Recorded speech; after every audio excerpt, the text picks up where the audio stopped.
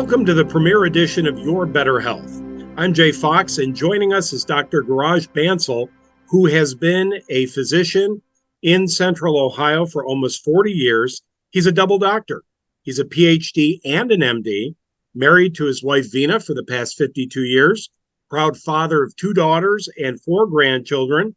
At one point, he was the medical director for 3 addiction clinics and is now the medical director for 3 local urgent cares. Dr. Bansel, welcome to Your Better Health. How are you, sir?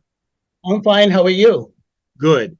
Dr. Bansel, is it fair to say that our country is in a mental health crisis right now? Yes. As a matter of fact, there were 2 spiritual leaders, and they said that the World Health Organization has declared a pandemic and says world is about to extinction. Extinction. With that in mind, we've talked over the years, many philosophers, that there is a connection between the mind, the body, and the spirit, or the soul, if you will.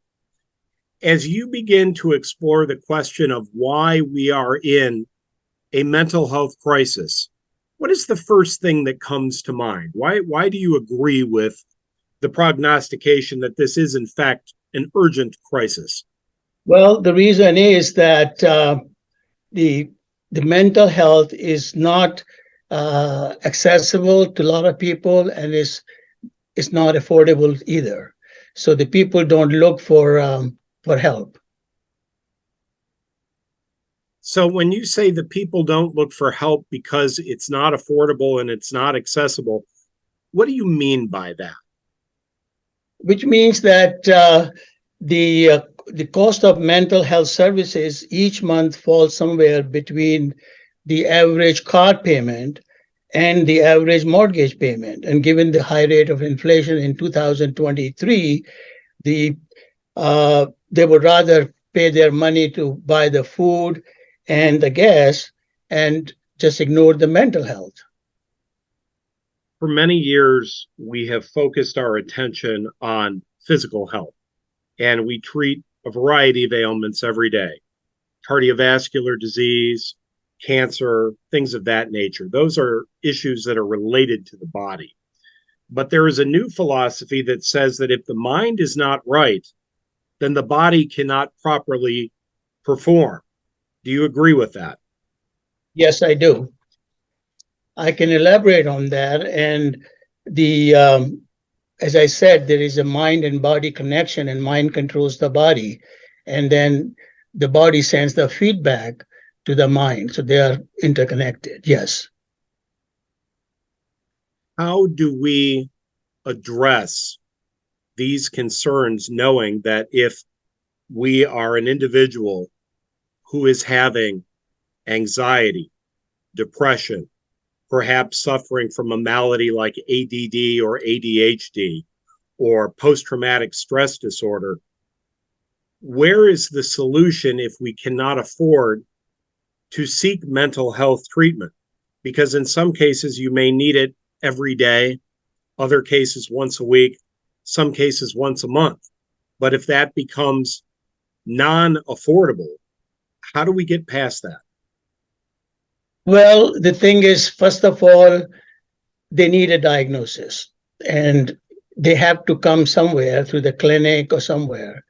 And then if we find a diagnosis which can be treated with medicines, then we start on that. And there are other spiritual remedies like mindfulness and the meditation and the yoga, and sometimes they are helpful. So the point is that they have to work on it. I mean, the happiness is just like a financial freedom. So if you want the freedom from the unhappiness, you got to work on it yourself. That work involves an understanding of chemistry, biology, spirituality, and many other things. So to what degree does the role of medicine play in addressing this circumstance?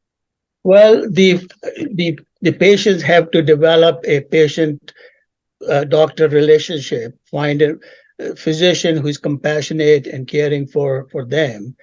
And the medicines, for example, antidepressant, there are several antidepressant which may not work. And then the same thing about the bipolar. But the point is that not all depressed patients have major depression or bipolar. There may be the physical ailments like mitral valve prolapse, like hypothyroidism, hypogonadism, and multiple other bodily diseases which need to be addressed before we get to the spirituality or other holistic medicines. It sounds to me like you are trying to understand a very simple question in theory, but a very complex question in practice. And the simple question is, why is this happening? Happening what? Yeah, that's what I'm saying. Is it seems to me that you are trying to get to the root of why this is happening. Is that accurate? Yes, that's right. So the thing is, first of all, the patient should be educated that what is happiness, what is unhappiness, and what are the roots of this. Same thing about depression and anxiety and all that. So once they understand that, for example, give you an example, that happiness really comes from the word happening. So what happens in your daily life that determines your happiness. So people have to be taught that react positively to these adverse situations in the daily life. Does Now, that make sense? it makes sense, but for a lot of people, it's easier said than done. If, for example, you experience death, it's very hard to to find the positive in that. Or if you get fired from a job, for example. So how do you put that into practice given those circumstances? Well, the thing is that people should know that things do happen and they have to accept it and they have to move on. I mean, the thing they teach is the detachment from belongings and even your loved ones. And yes, they have to grieve, but there has to be a limit for grieving because you have to move on with your life. So these things do happen, and you have got to accept it with grace. And uh, yeah, that's the way to look at it. We have a past, we have a present, and we have a future. How much of our time should be focused on each?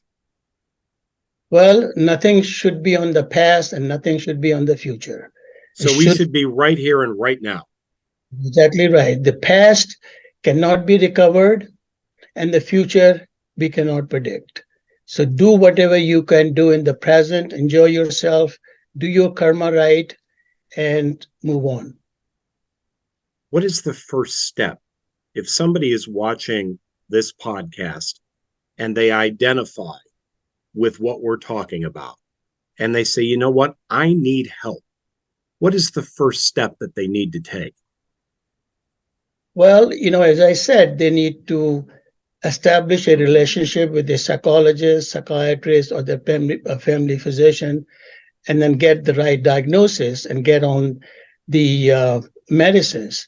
But the spirituality, when you talk about meditation, you talk about mindfulness, and then also the yoga, those are very practical solutions. Meditation is a religious faith, and then the mindfulness is secular, and yoga is both. So meditation actually works on your heart. It decreases your heart rate, decreases your metabolism, and then the free radicals, which are produced by the high metabolism, are not that high, so the brain does not have to excrete all those things. The mindfulness to me is a process. It's a process and an action, just like the contraction of the heart or contraction of the bladder. So what happens is that mindfulness is the space and time between the stimulus and the response. But in between, you have three other events that you are thinking, you're producing your thoughts, then multiple thoughts become feelings, and the feelings become emotions. So you have to go through the sequence from the stimulus to the response. Longer the time it is, better you are. So when I looked at a lot of diseases, the mental diseases like ADHD, bipolar, narcissistic, they all have the impulsiveness. So the impulsiveness is related to the shorter mindfulness. So our purpose is to increase the mindfulness, in those people. Does that Yeah, make sense? it does Yeah. make sense. The question that I have as a follow up is, how do you take somebody who has not been mindful to this point, get them to understand what is mindfulness, and get them to put that into practice? Okay, so that requires a little bit of teaching. So what we are saying is that mindfulness is you stay in the present, and then you have to be a better listener and also develop empathy for other people. That's what the mindfulness does. It increases it decreases your impulsiveness, it increases your apathy, it increases your communication skills, and then in turn, I think you feel good, and that might help your depression and the mental problem overall. You have decided to take this on as a subject matter, and you are in the process of writing a series of 5 volumes that will be put together into one book. The book is called Why and What to Do About It. What is the purpose? Why did you decide that this needed to become a project? Well, the purpose of my podcast and the books is actually twofold. And then one is that I was an engineer, and then a medical doctor. I always asked the question that why things happen the way they do. And in that process, I published at least two pioneering papers, which are classic. And I carry the same notion to mental health. So what I'm trying to say is that, uh, like I have two disciplines, and then also I come from two.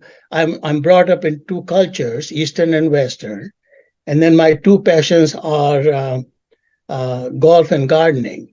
And with that in mind, I will give you some analogies and also the diverse but complementary opinions about uh, how to get the grip with the complex health and social issues.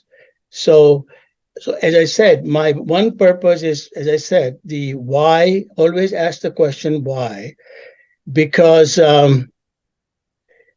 for example, I remember Einstein once said that where there is a will, there is a way. In other words, what he's saying is, what is your purpose in life?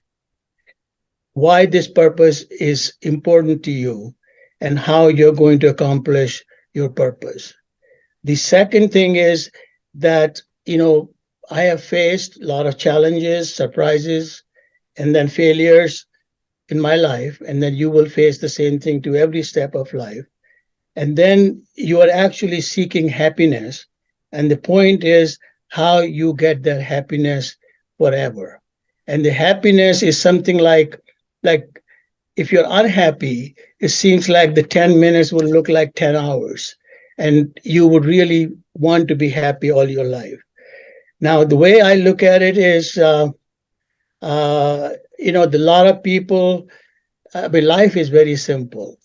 And what happens is we make it complicated ourselves by our five evils, which are lust, anger, pride, greed, and ego. So we have to change our own thinking, and nobody can do it for you. So, does that answer your question? It does. What do you hope that the reader will get out of this book when it's finished? Well, he will get the total picture of his disease, both mind and body. He will know what are the roots of his disease, whether it is genetic or whether it is environmental. And these diseases are actually acquired at the time of conception. So you cannot, and then, so you cannot blame your parents, and you have to take charge of it because nobody else will. And blaming would not help. So, regardless of what the circumstance is, the patient must take responsibility, must be willing to accept that they take responsibility, and must be willing to go through the process of change. Otherwise, none of this will work. Is that what I'm understanding? That's exactly right. That's exactly right. Now, what are some of the topics that you're going to cover as we go through this process? Because obviously, we've mentioned ADHD and we've mentioned anxiety and depression, but there are many maladies. So, what are you planning to cover? Well, to understand uh, even one disease, you got to know the other diseases. Just like Okay. in medicine, they go for 5 years, they teach you everything, and you may just use 5 or 10. So my approach is that I am taking a approach that I am dealing with all the personality traits, personality disorders, including the neurodivergent disorders like autism or dyslexia, Asperger's, and then going into the personality disorder is like talking about borderline personality disorders. Then we will talk about antisocial disorders, which is sociopathy and also the psychopathy, and and then we will talk about the addictions, alcohol and drug addictions, and then of course the PTSD. So I'm going to cover the whole spectrum, and this will not be very similar to what you have read. I'm talking about a scientific analysis of every disease. Okay, why these diseases come, what is the biology behind it, what is the neuroimaging done, what the hormones are doing, and and so those are the things I'm going to work on. One thing I wanted to mention to you is that uh, previously the mind and body relations were based on five senses: your sight, your smell, your hearing, your taste, and the touch. But now recently the neuroscientists have come up with three other senses, and one of them is proprioception, one is a vestibular sense, and the other one, the most important, is the interoception. And what they are saying is that the interoception sense actually tells you about your gut part of the body, which means the organs below the brain. But then it sends a signal to the brain and how they interact. So there is a lot of things going on in that respect. When you complete this book, and obviously along the way, what we're going to be doing is we're going to have mini podcasts like this session that we've just completed. Do you plan to take this topic and speak to larger audiences about it in person? Is that part of what you're going to do? Yes, I mean the I will have local seminars first. Mm-hmm. And there is a alliance which is called the National Alliance of Mental Illness, and they have speakers nationally. And I would like to go there, and then locally they have chapters. We will do that, and I think that's and then yeah, and then I will promote my books and the podcast and get the message across. So, what are we going to talk about in the next podcast? What can we look forward to? Well, I think there are two things I want to talk about. Well, I mean, mainly the happiness. I'm going Hmm. to go to the root of the happiness, where the unhappiness comes, where the etymology is of happiness, and then mainly I'm going to talk about happiness. But if the time permits, I may go a little bit of depression. But I think just the topic happiness will take almost 20 to 30 minutes, and that's what I'm going to concentrate on. Before we started the podcast series, you said to me in a private conversation, I'm going to introduce you to your new best friend. And I said, Is that you? And you said, No, your new best friend is happiness. Why Yeah. is happiness someone's best friend? Okay. As I just said, that when you are unhappy and you are sitting, I mean, the 10 minutes looks like 10 hours. So, what I was going to tell you is that, I mean, I have my own share of depression and anxiety. So, when I found this friend, and if she goes away for a minute or two, I just become very restless. So I talked to my wife. I said, Have you seen my friend? She said, No. Talk to my daughter. She said, Have you seen? No. Talk to the friend. So I didn't know that you had a friend. So then I said, Where is she? So I looked inside and then tried to do the soul searching and found out that the soul is telling me that you got another friend, and that's why this friend got upset. And that friend, I briefly talked to her. Her name is Unhappiness. So what happened is that the my other friend got annoyed. So what I'm trying to say is that in life, even a small unhappiness can make you very unhappy. So you have to take control of that. Does that answer you? It most certainly does.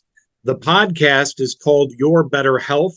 The website, yourbetterhealth.life, Life.